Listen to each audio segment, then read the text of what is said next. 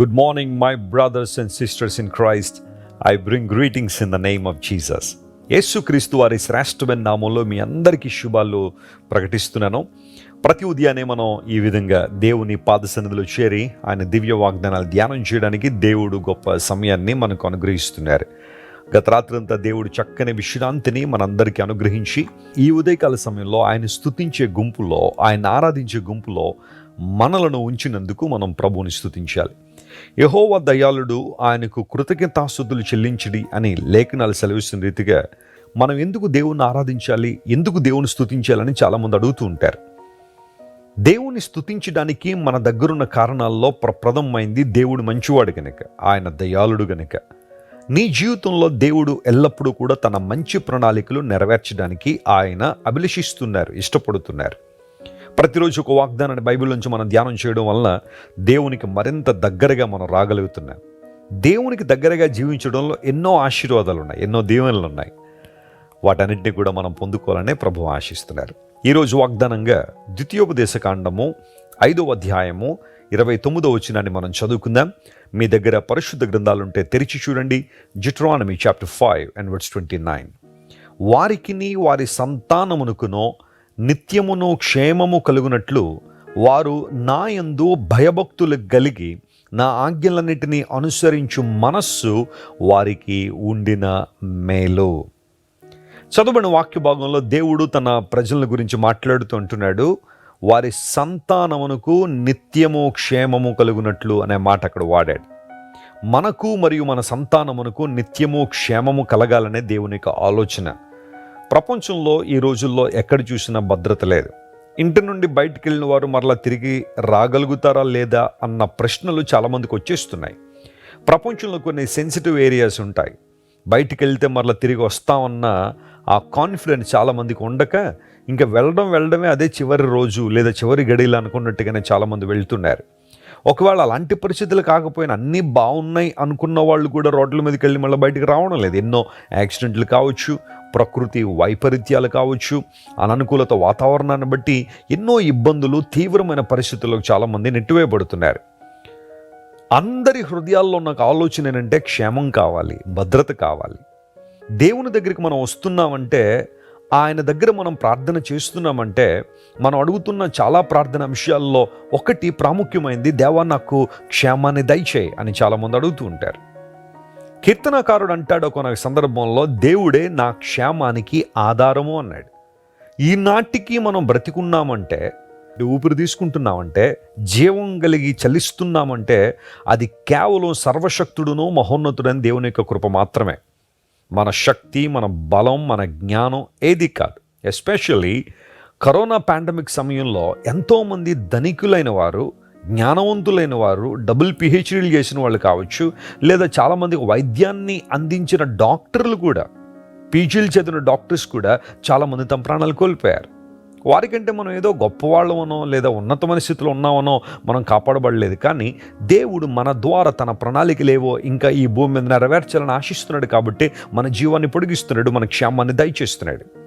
నీ దేవుడు నీ క్షేమాన్ని దయచేయవాడు. ఒకవేళ ఈరోజు నీ ఆరోగ్యం కోసం చింతపడుతున్నావా, నీ భవిష్యత్తు కోసం ఏడుస్తున్నావా, ఏమోనండి వెసులుగా రేపు ఏమైద్దో, ఎల్లుండి ఏమవుద్దో, నా భర్తకి ఏమన్నా అయిపోద్దేమో, నా బిడ్డలకి ఏమన్నా అవుద్దేమో అని చాలామంది ఇదో రకమైన భయం ఉంటూ ఉంటుంది. కొంతమంది ప్యానిక్ అటాక్స్తో బాధపడుతూ ఉంటారు.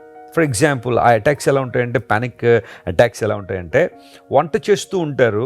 వంట చేసేటప్పుడు వారు ఆ వంట చేసే ఆ ప్రక్రియలో ఇప్పుడు గ్యాస్ పేలిపోద్దేమో లేదా మంటలు అంటుకుపోతాయేమో నాకని భయపడిపోతూ ఉంటారు. అది ప్యానిక్ అటాక్స్ అంటారు వాటిని. ఇంకా ఆ టైంలో వారికి చెమటలు పట్టేసి ఏం చేయాలో అర్థం కాని పరిస్థితి. కారులో ప్రయాణం చేస్తూ ఉంటారు, ఏమన్నా అయిపోద్దేమోనన్న భయం ఉంటుంది వారిలో.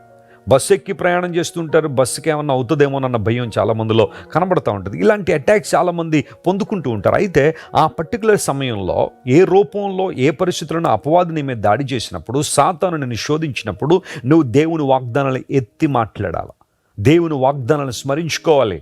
దేవుడు అంటున్నాడు, వారు మాత్రమే కాదు వారి సంతానము కూడా నిత్యము క్షేమంగా ఉండడం నాకు ఇష్టమైన కార్యం. అలా ఉండాలి అంటే వారు నా యందు భయభక్తులు కలిగి నా ఆజ్ఞలను అనుసరించే మనసు వారికి ఉంటే చాలు. ఆ మనసు వారికి ఉంటే వారికి ఎంతో మేలు అని దేవుడు మాట్లాడుతున్నాడు. దేవుడు మన నుండి ఆశించేది ఏంటి? దేవుడు మన తలనీలాలు కోరుతున్నాడని కొంతమంది తలనీలాలు ఇస్తూ ఉంటారు, లేదా పువ్వులు పలహారాలు కోరుతున్నాడేమో అని చాలామంది ఆశపడుతూ ఉంటారు. కానీ నిజదేవుడు నీ నుండి ఆశిస్తుంది ఏంటో తెలుసా? నీకు ఆయన యందు భయభక్తులు ఉండాలి, ఆయన ఆజ్ఞలను అనుసరించే మనస్సు నీలో ఉండాలి.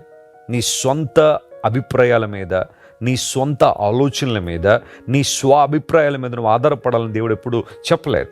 ఆయన మీద, దేవుడు సత్యవంతుడు గనుక, ఆయనలో ఏ అబద్ధము లేదు గనుక, ఆయన న్యాయవంతుడు కాబట్టి, ఆయన మాట సత్యమైంది కాబట్టి, దేవుని మాట మీద మనం ఆధారపడి జీవించగలిగితే, యేసుక్రీస్తు ప్రభువారిని మనం పునాదిగా మార్చుకోగలిగితే, అప్పుడు దేవుని నుండి మనం మేలు పొందుకుంటాం. ఒకనొక సందర్భంలో దేవుడు అంటున్నాడు, అయ్యో ఇశ్రాయేలు, నీవు నా మాట వినినేడల ఎంత మేలు అనే మాట ప్రభువు మాట్లాడారు. అయ్యో ఇశ్రాయేలుని ఎందుకు అన్నారు అంటే, చాలాసార్లు మనం నష్టపోవడానికి లేదా ఇబ్బందులు పాలవడానికి కారణం దేవుని మాటకు మనం లోబడనందువలనే. పరిశుద్ధాత్మ దేవుడు మనతో మాట్లాడుతున్నప్పుడు ఆ స్వరానికి మనం తిరుగుబాటు చేసినప్పుడే కదా మన జీవితాల్లో ఎన్నో ప్రతికూలతలు వచ్చాయి. అయితే ఈరోజు దేవుడు మరొక్కసారి మన జ్ఞాపకం చేస్తున్నాడు, నీకు ఏ మనసు ఉండాలి అంటే ఆయన ఆజ్ఞలను, ఆయన మాటలను అనుసరించే మనసు నీలో ఉండాలి, ఆయన యందు భయభక్తులు కలిగే అనుభవం నీలో ఉండాలి. నీవు ఎప్పుడైతే భయభక్తులు కలిగి ఉంటావో, నీ పిల్లలు కూడా దేవుని యందు భయభక్తులు కలిగి ప్రభువుని ఆరాధిస్తారు. వారి సంతానము క్షేమము కలిగినట్లుగా ఈరోజు దేవుని నుండి క్షేమాన్ని మనం కలిగి ఉందాం. ఆయన మనల్ని ప్రొటెక్ట్ చేయవారు, ఆయన మనల్ని కాపాడువారు. సర్వశక్తులైన దేవుడు, ప్రేమగల దేవుడు తన కౌగిల్లో మనల్ని భద్రపరిచాడు. నా చేతిలో నుండి ఏ ఒక్కరూ మిమ్మల్ని అపహరింపనేరరు అని ప్రభు చెప్పిన వాగ్దానాన్ని మనం క్లెయిమ్ చేసుకుని దేవుని నుండి క్షేమాన్ని మనం పొందుకుందాం, తద్వారా ఆశీర్వాదాలు అనుభవిద్దాం. అలాంటి కృప దేవుడు మీకు దయచేయనుగాక. కళ్ళు మూసుకొని చిన్న ప్రార్థన చేస్తాను. ప్రేమగల తండ్రి, మా ప్రియులను మీరు ప్రేమించి ఇచ్చిన వాగ్దానాన్ని బట్టి నీకు స్తోత్రాలు. వారు వారి సంతానము నిత్యము క్షేమము కలిగి ఉన్నట్లుగా నీకు వారి పట్ల కలిగి ఉన్న ప్రణాళికలను బట్టి నీకు స్తోత్రాలు. మేము నీ యందు భయభక్తులు కలిగినప్పుడు ప్రభువా, నీ ఆజ్ఞలు అనుసరించే మనస్సు మాకుంటే ఎంతో మేలు మా జీవితంలో జరుగుతుందని లేఖనానుసారంగా మాతో మాట్లాడినందుకు నీకు స్తోత్రాలు. మా ప్రియులను బలపరచండి. ఎవరైతే ఆందోళనలో ఉన్నారో, ప్యానిక్ అటాక్స్తో ఎంతమంది అయితే బాధపడుతున్నారో, ఏం జరిగిపోద్దన్న భయం వారిని బాగా కలవరపెడుతుందో, వాళ్ళందరినీ మీరే ముట్టి ప్రభువా లేవనెత్తి గొప్ప కార్యాలు, ఆశ్చర్యకార్యాలు జరిగించండి, నడిపించండి. నీ మంచితనం అంతా వారి జీవితంలో కనుపరచండి. ఘనత, మహిమ, ప్రభావం నీకు మాత్రమే ఆరోపిస్తూ యేసుక్రీస్తు వారి శ్రేష్టమైన నామం పేరిట అడిగి వేడుకొనిచున్నాం తండ్రి. Amen, amen. God bless you friends. Have a wonderful day. మీరు ఇంతవరకు విన్న దైవ సందేశం మరియు దేవుని సేవకులు చేసిన ప్రార్థన మీకు ఆశీర్వాదకరముగా ఉన్నదని విశ్వసించుచున్నాము. ఈ సందేశాన్ని మీ స్నేహితులకు, బంధువులకు షేర్ చేయండి. మీకు ఏదైనా ప్రార్థన అవసరత ఉన్నచో మా ఫోన్ నంబర్లకు కాల్ చేయండి. దేవుడు మిమ్మల్ని ప్రేరేపిస్తే విశ్వాసంతో సాగుచున్న ఈ పరిచర్యను ప్రోత్సహించండి. మరిన్ని వర్తమానాలు, పాటలు వినుటకు జాన్ వెస్లీ మినిస్ట్రీస్ అను మా యూట్యూబ్ ఛానల్ను సబ్స్క్రైబ్ చేసుకునండి. ప్రభువైన యేసుక్రీస్తు కృప మీకు తోడైండును గాక.